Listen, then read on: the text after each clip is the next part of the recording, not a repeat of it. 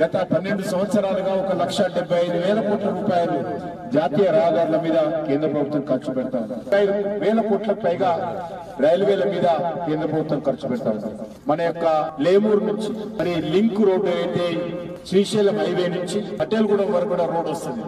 సుమారు 38 కోట్ల రూపాయలు ఈ యొక్క రోడ్డుకు డబుల్ లేన్ వేయడం కోసము మంజూరు చేయడం జరిగింది. సిఆర్ఐఎఫ్ అని సెంట్రల్ రోడ్డు ఇన్వెస్ట్ సంబంధించినటువంటి ఫండ్ కింద ఈ రోడ్డు రావడం జరిగింది.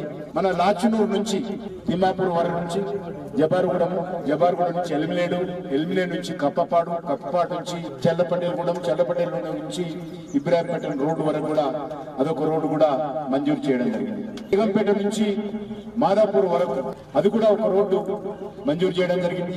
మన రావిరాల దగ్గర నుంచి కొంగర కలాను, అదేవిధంగా తిమ్మాపురం నుంచి మాదాపూర్ నుంచి గుమ్మడవెల్లి నుంచి మెరకాన్పేట వరకు కూడా అదొక రోడ్డు మరి పూర్తి అయిపోయింది. ఇప్పటికే దానికి కూడా ఒక 30 కోట్ల రూపాయలు మరి మంజూరు చేయడం జరిగింది. బేగంపేట మాదాపురానికి సంబంధించినటువంటి 17 కోట్లు అదొకటి.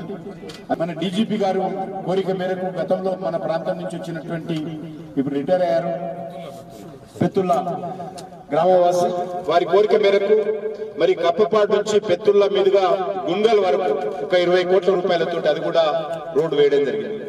ఈ రకంగా మన చుట్టుపక్కల ప్రాంతాలలో రోడ్ కనెక్టివిటీ, ఎందుకంటే పెద్ద ఎత్తున రియల్ ఎస్టేట్ పెరుగుతుంది కాబట్టి రోడ్డు ఉంటే మిగతా పనులు ఆటోమేటిక్ అవుతాయి, భూములకు విలువ పెరుగుతుంది, రాకపోకలు. ఎందుకంటే ఈసారి గ్రామాల్లో కూడా అందరూ కార్లు కొంటా ఉన్నారు, ఇంతకుముందు పెద్దలు చెప్పినట్టు ట్రాఫిక్ సమస్య కూడా ఉంది. కాబట్టి మౌలిక వసతులు ఇన్ఫ్రాస్ట్రక్చర్ ఊళ్ళల్లో తాగునీరు, అదేవిధంగా రోడ్లు, విద్యుత్, ఈ 3 మనం కనిపిస్తే మిగతా కూడా ప్రజలు చేసుకుంటారు.